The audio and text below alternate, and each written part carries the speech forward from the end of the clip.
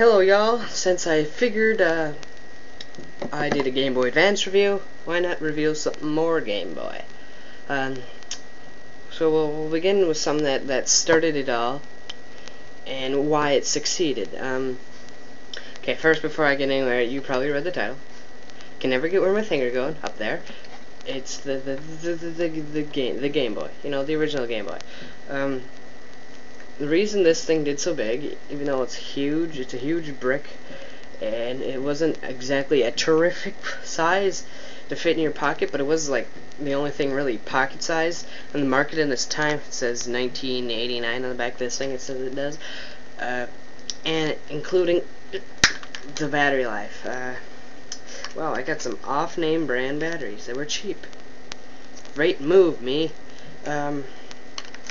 Anyways, the battery life of this thing was the best on the market, which other handhelds that were this thing that were racing against this thing, like let's say the Atari Lynx and the Sega Game Gear, those things took an unholy, as Tolstoy said, amount of batteries, a huge amount of batteries, like 6 or something like that, because they had the backlit screen and a color screen. I'm sure that's great, but it sucked down batteries, and then you just rather be going along with this. And then the Lynx was like this long. See Tolstoy's Lynx review. He's got it there. So that's why this thing succeeded, because it had a battery life that lasted a long time, and yeah, that's the main point. Why this thing did so good, and that was pocket size, and it had a bunch of good titles. So as you see, I got a game in here, and I'm afraid to take it out because this thing is so flimsy. Last time I turned it on, it didn't work. Let's see if it turns on.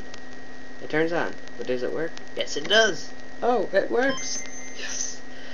Because I turned it on like a couple of weeks ago, and it nothing appeared on the screen. I could hear the ding, and I was filling around with the contrast and didn't do anything. But anyways, let's take a look at the system. We'll show you up here.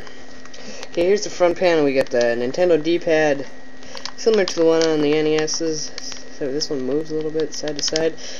We got Start, Select, A and B, the standard Nintendo setup. This system here was based off the NES. It had 8-bit, I believe, just like the Game Boy Advance was based off the SNES. And now I believe the Nintendo DS is based off the N64's power. I believe. I like saying I believe. Okay, now this doesn't look normal. See, there's nothing here. There's usually that gray plastic sheeting. Mine fell off. My brother took it off, and I lost it. Thanks to my brother. But yeah, usually you'd see this like gray plastic thing around here with the cover of the screen and say like power over top of the light, but just minus that. It isn't in the greatest condition. And there's some like brown stuff in the speaker. Spilt it somewhere. This thing had a sort of powerful speaker. This one did. And okay, the bottom, phones. We got phones port. See, phones. No headphones, just phones. This side we got a EXT connector, just like they do in the Game Boy Advance, and we got a volume knob. On the top we got your cartridge slot for your bulky, not bulky, it's this big. This is Wario Land, and there's that.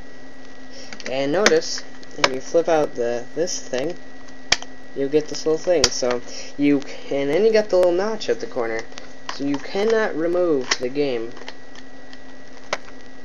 when you got it on. Unlike the Game Boy Advance and stuff.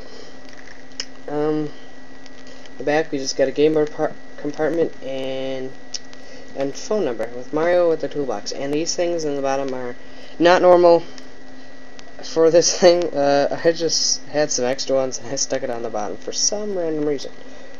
And then this side we got a contrast switch image jabber. Oh wait, and you know something? I have no clue what it is. Oh wait, no, never mind.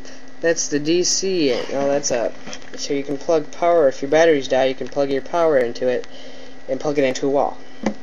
Ah, I was starting to lose it there. I had no clue what that was at first. What am I thinking? Yeah. And we got Wario Land in there. And we'll take a look at the cartridge. So here's your standard Game Boy pack. It's called an original Game Boy game pack, as noted by this little symbol here. And don't forget about the Nintendo seal of quality. And made in Japan. This side out. Now I could have read that when I was little. I always stuck the picture in this way. And when I first had one of these, because I never read the cover. Besides that, the whole colorful picture of what's going on the outside. That's the only thing I read. I never read this side out. So I had to experiment because, you know. Okay, it says 1989 Nintendo on the back. Complies with FCC rules or whatever. Yeah. Okay. I'm going to try to give you a good shot of this. So hold on. Okay. So I'm going to do the best I can. So we'll flip on the on switch. And down comes the Nintendo logo. See, this had no color lit screen, but it did fine because it was bright enough for some reason. I don't know, it never got dark.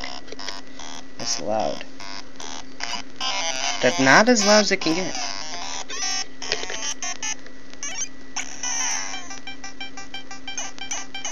We'll get some startup. And there's 3 files you can choose your saved games, and uh-oh, crap. Everything went, oh, there we go. Okay. Oh, it's all black again. Come on. Come on. Uh-oh. Oh. See, this is the problem I have. See, look at this. It's going black. It's all black. Sound's still going. Hey.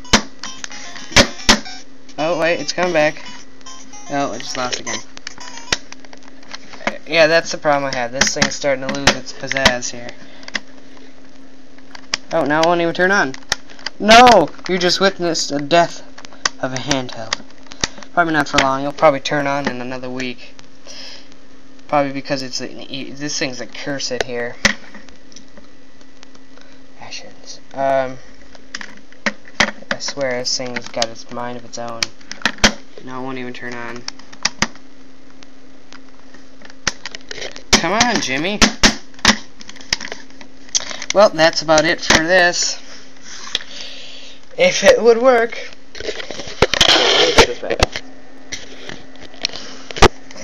So, this thing did great because of its battery life. And the minimization of Nintendo classics, say Mario World, Wario World, Tetris. It was a great Tetris. I never got into Tetris games. I don't know.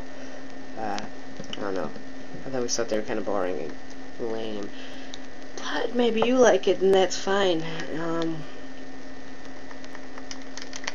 These Nintendo D-pads, they still aren't as good as the Genesis. No one is as good as the Genesis D-pad. Yeah. And will it turn on now? Oh, now it turns on. It's all black. We got sound now.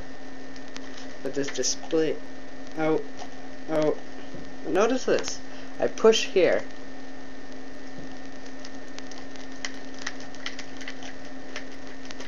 I push on the front, and then the whole thing turns on. See? Turned on. Now I touch it again. It turns off. This thing has its mind of its own. Oh. Anyway. Salute to you, Game Boy. Bye-bye.